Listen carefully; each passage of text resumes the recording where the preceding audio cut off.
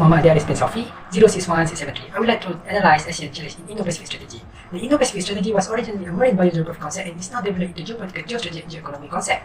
Over the years, with the enhancement of geopolitical position of the Indo-Ocean and Pacific region, in the Indo-Pacific concept, the word Indo refers to both India and the Indo-Ocean region, which could play a key part in the Indo-Pacific strategy, while the term Indo is commonly used to refer to India. India is a dominating country in the Indo-Ocean region, holds a significant geopolitical position in the region, and can play significantly more vital role in the Indo-Pacific strategy than other countries in the region. For decades, the Asia-Pacific and Indian Ocean region have been one of the most active in the globe, as well as economic growth center. As a result, geopolitical and geostrategic shift continue to occur in this area. This change being both duty and challenge. On the other hand, the region economic policies are opportunity for collaboration to elevate poverty, improve the living condition of millions of people, the expansion of metropower, example, economic military, and on the other hand, preventing the strengthening of mistrust, miscommunication, behavior pattern based on zero-sum game. In terms of economy and commerce, ASEAN is extremely important to China, with the Indo-Pacific strategy aims to control and protect. China has been ASEAN's largest trading partner for 9 years in a row, and ASEAN is China's third largest trading partner, fourth largest export market, and second largest source of imports. Thanks to strategic partnership between ASEAN and China over the past 50 years, and the establishment of China-ASEAN Free Trade Zone in 2010, China-ASEAN trade volume set a new high of $514.8 million in 2017, with the China total export volume to ASEAN reaching $279.1 million, and China total import volume from ASEAN reaching $235.7 million. The majority of ASEAN areas are positioned at the intersection of the ASEAN-Pacific and the Indo-Ocean strategic occupying a central position in the Indo-Pacific geopolitical spectrum and bordering China, with the Indo-Pacific strategy seek to limit and protect.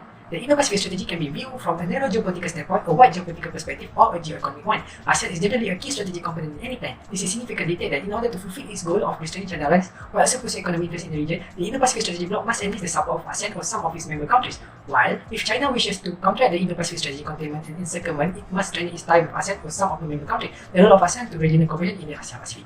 The original goal of ASEAN was not to solve the regional political security problem, but to form a community of Southeast Asia countries to via equal collaboration and achieve a regional alliance of sovereign countries. ASEAN has stepped up to mediate the territorial dispute between Malaysia and the Philippines, as well as the territorial dispute between Malaysia and Indonesia, and has aided the political resolution of the Cambodia issue. ASEAN began with the goal of economic and amicable cooperation among sovereign countries in the region, and it has grown for more than 50 years. After completing the ASEAN Free Trade Area, ASEAN proposed in 2023 by 2020 it will create an economic, security, and social culture community. ASEAN has evolved from a loose regional cooperation group to regional community with legal status since the ASEAN Charter, was enacted in 2017 and became effective in 2028.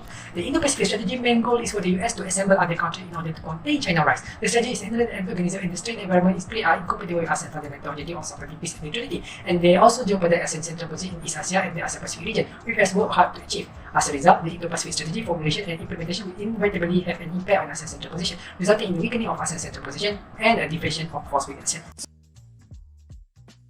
So East Asia is not only a significant geographic entity in the Indo-Pacific strategy, but it also situated in the middle of both the Indian and Pacific Ocean. It also serves as connecting point between Asia and Australian continent, as well as guardian of the important marine route between the Pacific and Indian Ocean.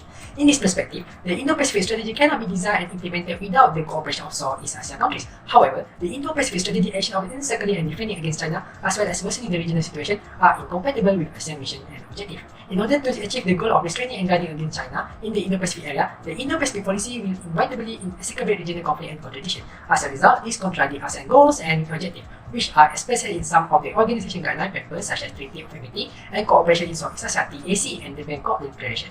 ASEAN aim and goal are to foster economic growth, social progress, and cultural development in the area while laying the groundwork for a successful and peaceful Southeast Asian community based on the principle of equality and collaboration. The disagreement and contradiction between the great power in East Asia, Southeast Asia role as an essential market for China economic expansion, and Southeast Asian neutrality in regional security are the reason why China acknowledges ASEAN's central position. Once ASEAN or certain ASEAN members abandon their neutrality, China may modify its policy toward ASEAN and ASEAN countries, bolstering its diplomacy with select ASEAN countries, particularly those that border China. This diplomatic policy will almost certainly split ASEAN into two parts. While on one side, there will be those who will support the Indo-Pacific strategic bloc, and on the other side, there will be those who support China. ASEAN role in regional security will undoubtedly be harmed by its division, and ASEAN's central position will be weakened. The Indo-Pacific strategy geographic scope includes the Indian Ocean Rim and Pacific Ocean Rim countries and regions, as well as a large ocean and land area between the Pacific Ocean and the Indian Ocean. The arc-shaped territory extending from Northeast Asia to Southeast Asia and to the north of the Indian Ocean is the focus point of the Indo-Pacific strategy. The Indo-Pacific strategy major goals is to restrict and mitigate the impact of China's rise on the global and regional landscape by working together with the four key countries in the Indo-Pacific region, that is the United States, Japan, India, and Australia. The formation of the Indo-Pacific strategy bloc, as well as the resulting tense situation in the Indo-Pacific area, has posed a severe challenge to ASEAN's central position and internal unity. The ASEAN-led Asia-Pacific regional discussion and cooperation framework has made significant contribution to Asia-Pacific peace, stability, and regional collaboration. The major disadvantage of an ASEAN central regional cooperation strategy is that it requires a system of coordination of great countries.